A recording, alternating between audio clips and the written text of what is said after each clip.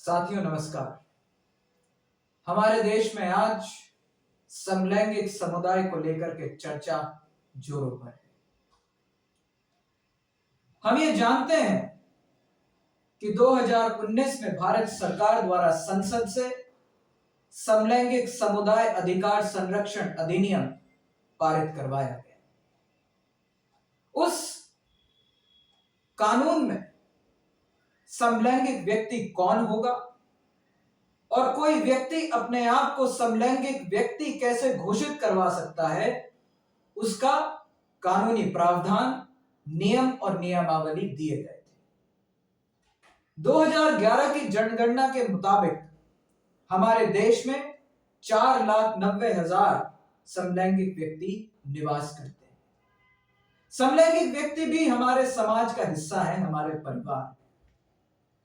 2026 में केंद्र सरकार द्वारा संसद में 2019 के कानून में संशोधन के लिए एक बिल लाया गया और उसको पारित करवाया गया।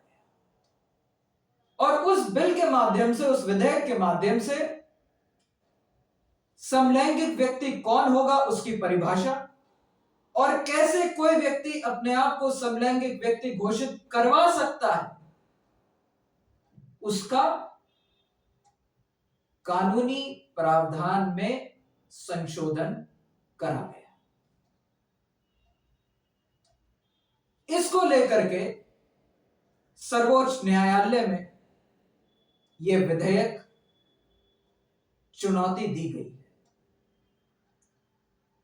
मैं एक व्यक्ति के संवैधानिक अधिकार माननीय सर्वोच्च न्यायालय में जाने पर ना कोई टिप्पणी करूंगा, ना मेरा कोई हक है, क्योंकि वो उनका अधिकार है। लेकिन जो एक परसेप्शन बिल्ड किया जा रहा है इस विधेयक को केंद्र में रखते हुए, इस विधेयक के अनुरूप, उस पर मैं चर्चा करूंगा।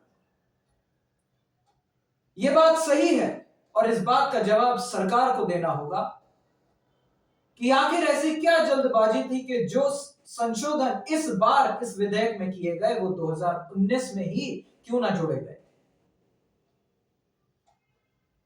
साथियों, ये विधेयक, ये बदलाव हमारे समलैंगिक समुदाय के खिलाफ नहीं है, बल्कि यह संशोधन समलैंगिक समुदाय के अधिकारों को सुरक्षित करने के लिए है, उन लोगों से जो अपने आप को फर्जी समलैंगिक व्यक्ति घोषित करवा चुके हैं और घोषित करवाने के बाद वो सारी पॉलिसीज, उन सारी योजनाओं का वो इस्तेमाल कर रहे हैं जो सही रूप में उन समलैंगिक व्यक्तियों के लिए थी जो कानूनी रूप से समलैंगिक व्यक्ति मान्यता प्राप्त घोषित हुए।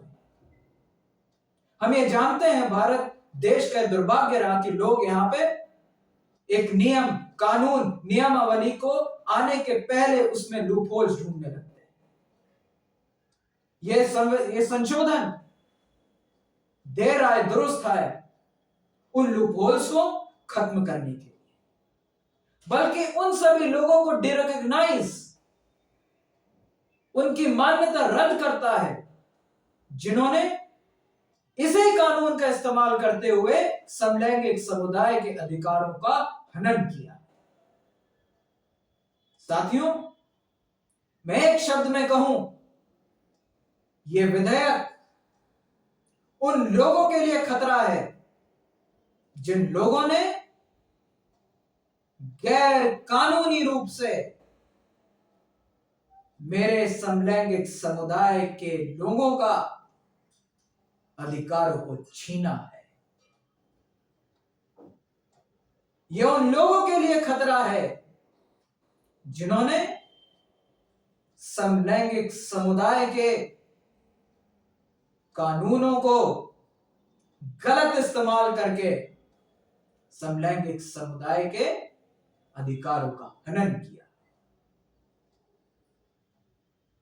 मैं चाहता हूं कि परसेप्शन बिल्ड ना किया जाए कि यह कानून समलैंगिक समुदाय के विरुद्ध है। यह कानून समलैंगिक समुदाय के अधिकारों के बेनिफिट के लिए है, मेरे समाज के बेनिफिट के लिए। बहुत बहुत